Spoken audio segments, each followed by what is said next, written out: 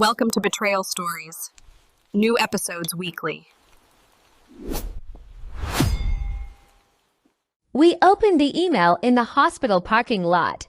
The baby was less than a day old, bundled like a loaf of bread in the back seat, and my husband's hands were shaking on the steering wheel. The subject line said paternity results. Inside, one word next to his name, excluded. That's how science writes not the father. I didn't cry right away. It was a quiet, airless kind of grief, the kind where your body forgets what to do. My husband closed the laptop, stared through the windshield, and said the sentence that broke the day in half I already knew.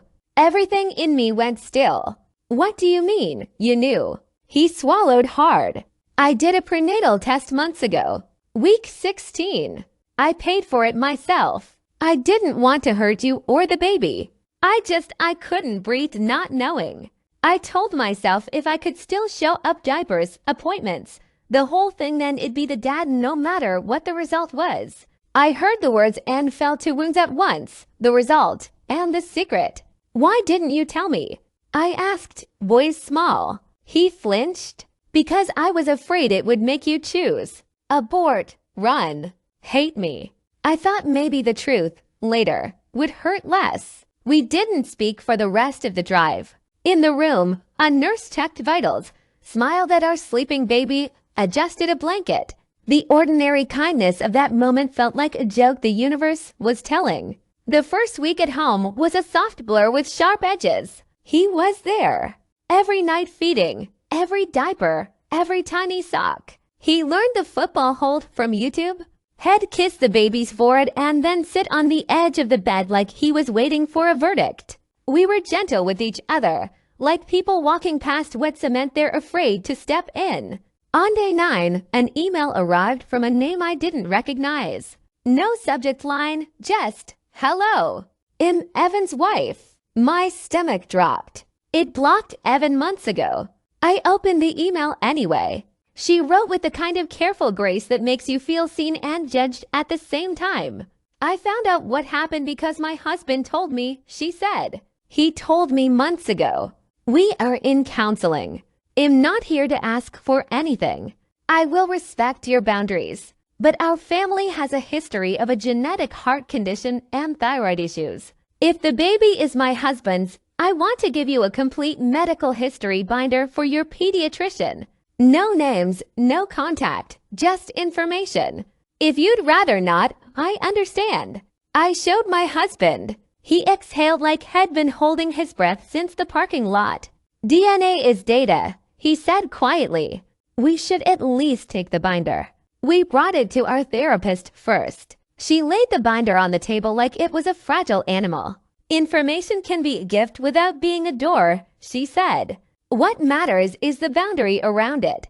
The binder had charts, diagnoses, ages of onset, medications that worked, medications that didn't. No photos, no family tree, just facts. So we made a rule. One email address for the pediatrician only. No updates, no photos. If something relevant changes medically, we'll send it through that address. That's it. It helped. Not the ache, but the fear. I felt like I could exhale a tiny centimeter. Then our lawyer ruined our illusion of safety. We went because my husband said, if I'm going to be the father, the actual father in this house, I want to make sure the law can't take that away if anything ever happens to you. In our state, because we were married, Hayes presumed the legal father at birth. But presumptions can be challenged. If the biological father ever files to establish paternity, the lawyer said, this could become complicated. If you want absolute clarity, the path is a step-parent adoption. But to do that cleanly, you must notify the biological father and ask him to relinquish his parental rights. The room tilted. Notify him. Reopen the door we nail-gunned shut. I pictured our baby's future like a row of dominoes. Stable childhood, secure dad, known medical history. That was the picture we wanted. But to glue those dominoes down, we might have to invite Evan into the room, even just for one signature. Is there any way around it? I asked. The lawyer shrugged. You can roll the dice and do nothing. Many families do. Or you can build the strongest legal foundation you can. Both choices have costs. We left with 2 folders and a headache behind my eyes. At home, my husband was quiet for a long time. Then he said, I want to adopt her.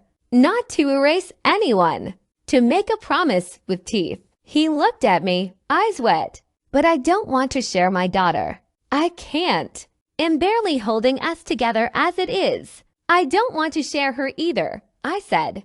I also don't want to build our life on hope and a loophole.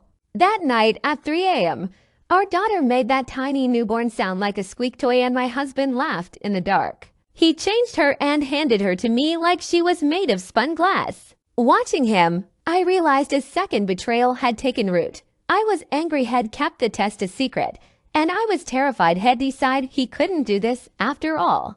Postpartum is strange. You can be full of milk, love, and panic at the same time. Some mornings I cried because the dryer beeped. Other mornings I cried because my husband put a note in the diaper drawer that said, "We're doing great." Our therapist kept repeating, DNA is biology. Parenting is behavior. Trust is repair. On week 5, a certified letter arrived addressed to me. I felt the old fear before I even opened it, but it wasn't from Evan. It was from HR, my husband's company. Someone had seen a rumor on a private Facebook group and reported it as a potential conflict of interest. Please confirm whether any employee's spouse has had contact with a visiting employee outside of work. It said, fire. My face went hot. We did everything to keep this out of our real life, and gossip still found us. My husband's jaw clenched. I didn't tell anyone, he said. Not even my mom. We forwarded the letter to the lawyer and HR shut it down when we gave a simple no ongoing contact. No details. Still, the message was clear.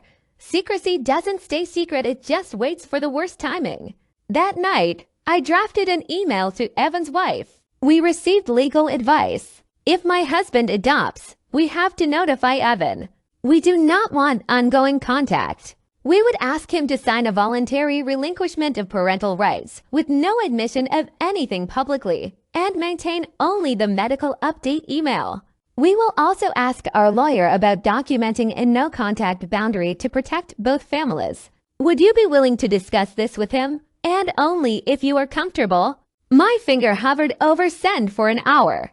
My husband stood behind me, hand on my shoulder, silent. Because here is the part they don't put in movies. The truth doesn't fix you. It gives you a map. And then you have to decide if you can live with the road it shows. If we ask him to sign, we risk waking up a sleeping dragon courtrooms, papers, years of what if. If we don't, we give our daughter a father who could be taken from her on a technicality if someone decides to make it ugly. We built this family on rules and hope.